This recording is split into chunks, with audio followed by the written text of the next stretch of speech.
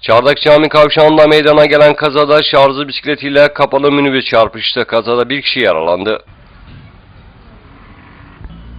Alınan bilgilere göre kaza Yenişehir Caddesi ile Letafet Sokağı'nın kesişiminde meydana geldi. Osman Y idaresindeki 16 TP 797 plakalı kapalı minibüs ile Yusuf Ş idaresindeki şarjlı bisiklet çarpıştı. Kazada devrilen şarjlı bisiklet sürücüsü yere düşerek yaralandı.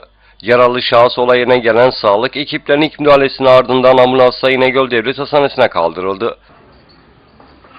Yaralının sağlık durumunun iyi olduğu, kazayla ilgili soruşturmanın ise sürdüğü öğrenildi.